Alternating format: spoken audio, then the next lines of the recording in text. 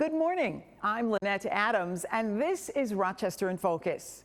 Tuesday, November 4th is Election Day. One of the races many of you will decide, Mayor of the City of Rochester. We spoke with the two candidates on the ballot, Democrat and incumbent Malik Evans, and conservative candidate Louis Sabo. Lori Thomas, a conservative write-in candidate, also reached out to us. I asked all three the same questions. You can hear where they stand and compare their platforms. And finally today, we paid a visit to the Wayo Radio Studios on East Main Street. This is an independent, community-run radio station. If you've dreamt of having your own radio program, you'll want to stick around for this. Also, Wayo is in the final week of its annual fundraiser and needs your help to stay on the air and keep this opportunity available for the 90-plus DJs who show up each week to entertain and inform you.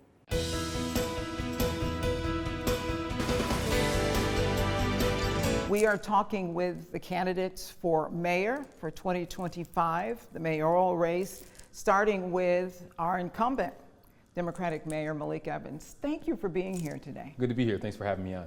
So let's start with what you see as Rochester's most pressing issue and how you will tackle it in the next 4 years. Well, I think we have a lot of pressing issues and a lot of them that need to be tackled. But I say one of the ones that is often hidden in Rochester and the region is our opioid issue. You hear a lot about gun violence, and we've really zeroed in on that. I launched the Mayor's Office of Violence Prevention, which is zeroed in on gun violence. Rochester led the nation 2 years ago in terms of reduction in shootings. So we've done some great work, but an issue that still is a major challenge in our community, it doesn't get a lot of attention because it's hidden, is our opioid epidemic, which is far and wide, not just in Rochester, but also in the broader community. And it's why I launched our Neighborhood Ambassador Program, why we have an opioid task force and steering committee.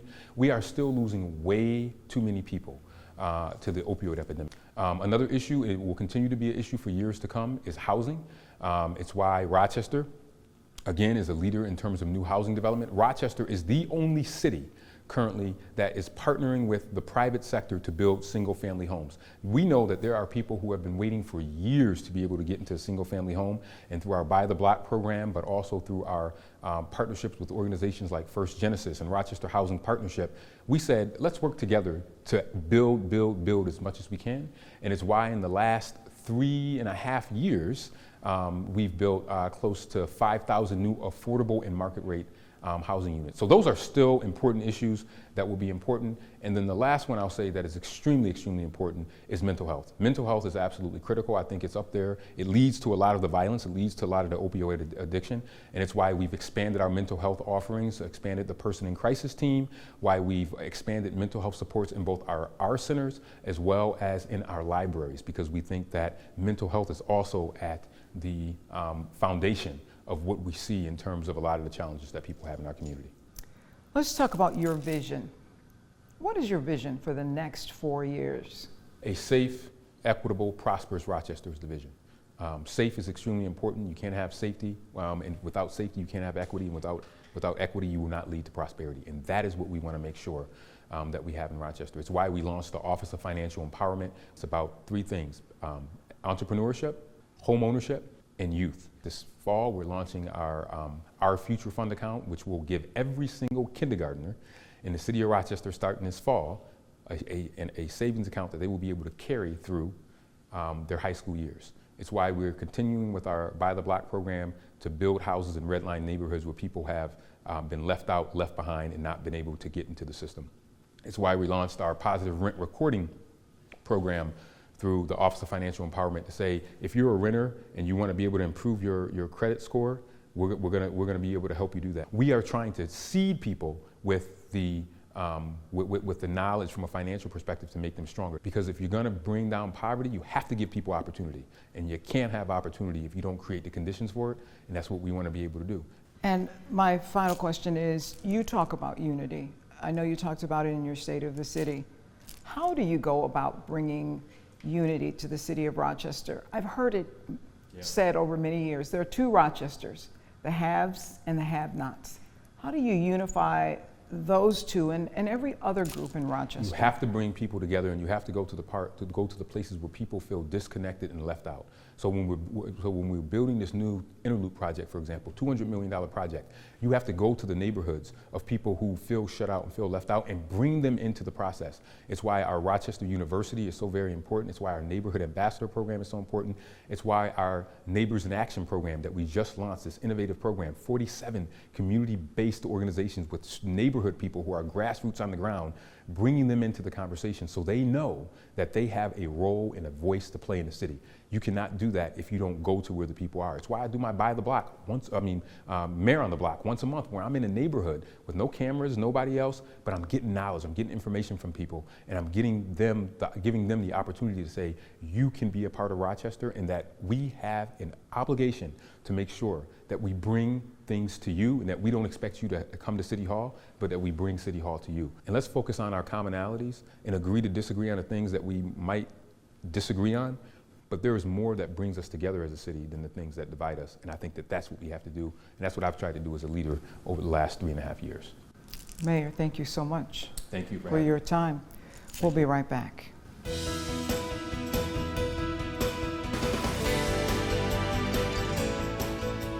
Now we're talking with Louis Sabo. He is a conservative. He's a small business owner in Rochester. And we want to find out why he wants to be mayor. Thank you for joining us. And let's talk about your thoughts about becoming mayor. I asked everyone the same questions. And first, I'd like to ask, what do you see as Rochester's most pressing issue, and how would you address it? Well, Rochester's in a post-corporate environment, which means we've lost the job infrastructure that used to be big, bring people into the city and give job opportunities for people. And it creates a scenario where people are looking for employment opportunities. Most often you have to leave the city to find those. And I'd like business to once again thrive in our city. So that's an element. Affordability for families in the city to be able to afford living in Rochester on a single household income. When you think about that concept, the way it would transform the city, making it affordable for people to live here and have their family be involved with their kids in school, be involved in extracurricular programs that are either doing volunteering or just sports programs, recreation, rec centers, those kinds of ways of pouring back into our community. That's the big challenge. Can we build business back up, build job opportunities, which also brings services into the city, make things available to people? I think the big glaring picture or example, I'm not going to just say that's a big problem, but when you say, oh, where can you go to the grocery store and get your groceries? There's really only one section of the city that has 3 choices, and be able to go out and get your groceries, and it's right close to home. So that's just a picture of what I mean by being business friendly. Does it bring services back in and allows for you to live in your community and engage with your community right around your neighborhood and not have to leave Rochester? What would you say is your vision for the city of Rochester over the next 4 years? I want to see it be the center. It is the center, but the center of life. You come down, you think of Lilac Festival or Jazz Festival or things like that. Hey, I want to come into Rochester. Can I stick? Can I retain you after you've visited those things? Will you want to hang around and do things? Are there businesses here, restaurants or establishments that you would want to stop by? So it's top of mind. Rochester should be top of mind. Making Rochester a we mindset. It's not just us by ourselves, but we're a part of a greater community, Monroe County, and how we stay engaged and connected with our suburban folks and making that transition back and forth as easy as possible. I've heard people say there are 2 Rochesters. There are the haves versus the have-nots. How would you unify these two Rochesters so that it's one city for everyone and there's opportunity and resources for everyone? I see it, my primary focus is jobs, expanding the jobs opportunity. And I say that because it's for each of us to grab onto and hold on to, and it gives purpose and vision. Your student going to school, what is your pursuit after you finish school? Is the opportunity there? Can you get a gainful employment as you come into Rochester? So jobs are the equalizer in my book, making it affordable for you to have a nice apartment or buy a house. There are people that can't take advantage of that, that's for sure, but it should be as minimal as possible, the people that don't take advantage of those opportunities. The limitation right now, do we have enough jobs? I feel there are jobs. Are we qualified to take on those jobs is a whole nother answer to that question. And are we positioned and aiming at making ourselves capable of doing the work that's out there through our education system, emphasizing that as a purpose and a pursuit for our students, and then making Rochester a sticking place that once you get the job, you feel comfortable and it's gainful employment opportunity. Thank you for being here, and thank you for sharing your vision, your ideas with the folks of Rochester. And we'll be right back.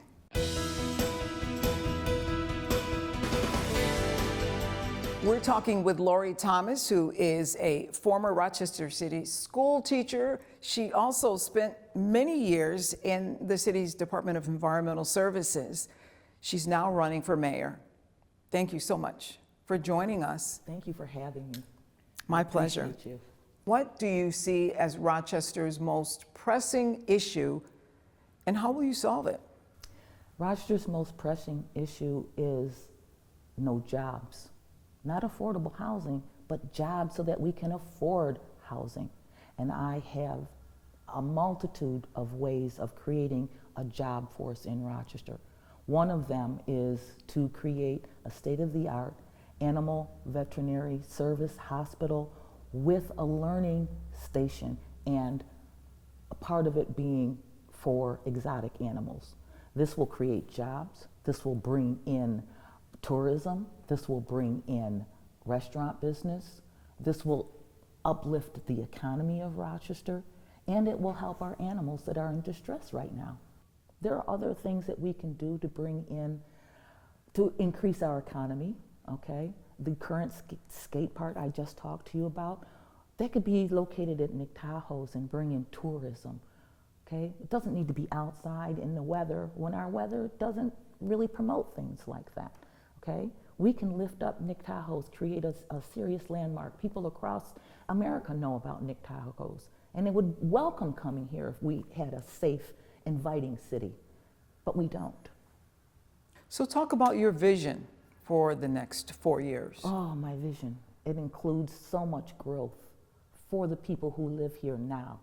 Before we bring in more people, we need to uplift our neighborhoods. We need to create actually effective social programs for the individuals we know that are suffering on Clinton Avenue, on Lyle Avenue, on Joseph Avenue, on Hudson, okay?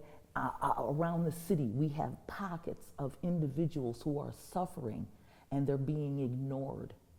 We have the homeless, we have the mentally ill, we have the ability to provide for these individuals, and we're ignoring them. We have all of those residences behind John Norris Center on South Avenue that we can rehab and open up and allow our homeless to stay there. Those properties belong to the people of the state of New York. Well, our homeless are the people of the state of New York, and they don't need to be treated disrespectfully. You want to go to a shelter, you have to give up your dog, the animal that protects you when you're not in the shelter. You have to give up your belongings. You're not in a locked room. If you open up those Norris Center properties, they could have a room where they can shut the door and lock it, and they don't have to feel fear. When we talk about unity, there are people who say there are two Rochesters. There are the haves versus the have-nots. I don't know if you agree with that, but if you do, how would you bring those two groups together? That is a reality in Rochester. Look at Norris Drive, look at Clinton Avenue. How can you deny that there are haves and have-nots? Because we're not servicing the have-nots. We're giving them Narcan, we're giving them needles, but we're not addressing their addiction. We're rounding them up and putting them in places, but we're not addressing the reason that they're out there prostituting themselves. We are not being humanistic in the way that we deal with our city. The mayor makes $149,000, $150 with, okay? You know how much more than that is than any other than the poor people working in Rochester at $45,000 a year? The first thing I'm going to do is I'm going to lower my own salary. That's unconscionable. How do I make that much more than the people I represent? Salaries are going to be frozen. You're not making more until everybody's making something. We have jobs. We can create jobs. People do not have to live in poverty in Rochester. And once we create those jobs, once we increase that in economic attitude and ability for Rochester, then we can start raising salaries. Then we can start saying, okay, now everybody's going to be able to succeed, not just a certain group of people who think that they're better than the people who they're not allowing to succeed. Thank you. You're welcome. And we'll be right back.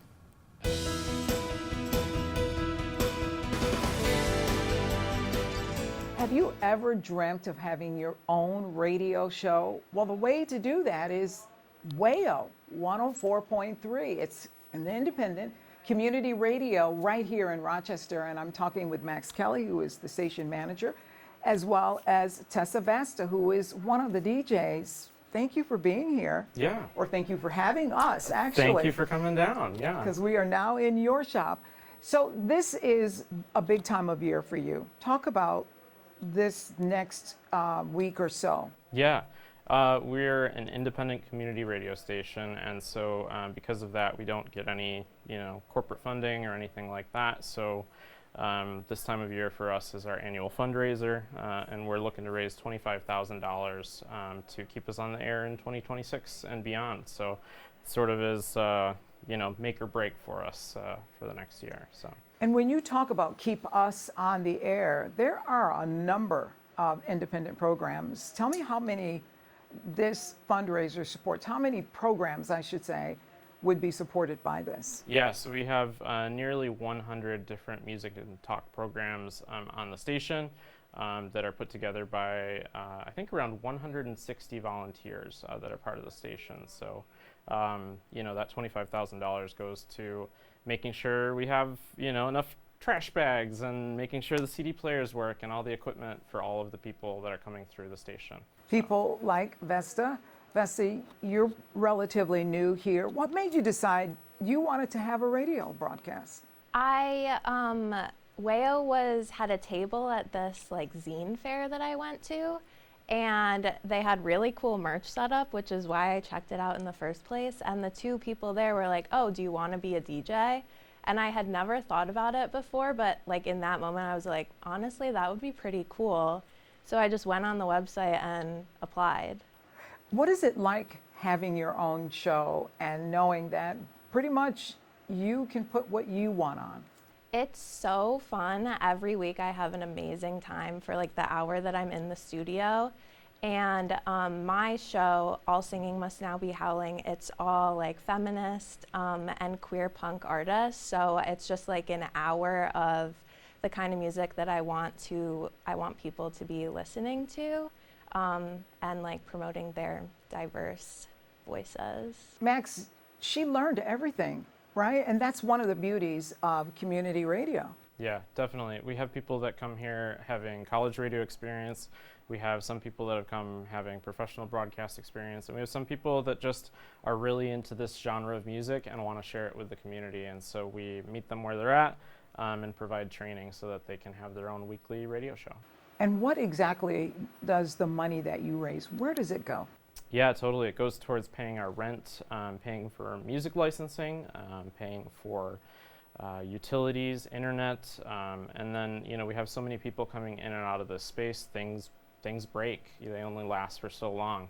We're coming up on 10 years of existence, so we're starting to have to replace computers and things like that just wear out over time. So how can people donate? How can people give? What's the best way to do it? Absolutely. If you go to our website, wayofm.org, there's a big donation banner across the top, wayofm.org, and you can donate as little as $5 one time, or you can sign up for a monthly recurring donation.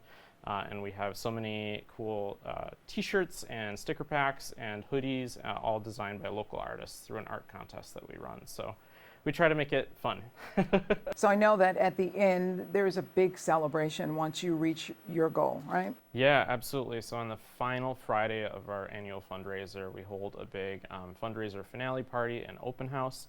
So we invite the community to come down, see what it looks like in our studio, see the space that these DJs are occupying, where the voices are coming from, see what the DJs look like, which is kind of weird, right? It's never what you think. And so we invite people down and have lots of food and drink provided by our membership businesses that we partner with. And so that's Friday, November 7th, starting at 5 p.m., going until midnight. Hopefully we hit our goal during that time. That's always super exciting. So. And everyone's invited to come? Exactly, yep. wayofm.org for more information, 1237 East Main Street, right here, the Wayo Studios. So. All right. Sounds like a plan. Yeah, we'll see you there. And we'll be right back.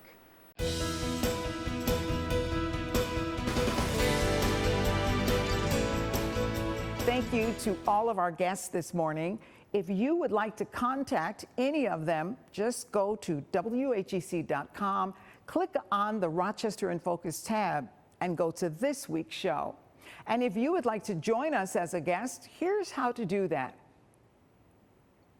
That's all the time we have. If you're wondering what your neighbors and friends are doing to make Rochester a great place to live, join us each Sunday morning for Rochester in Focus right here on News 10 NBC. Have a great week.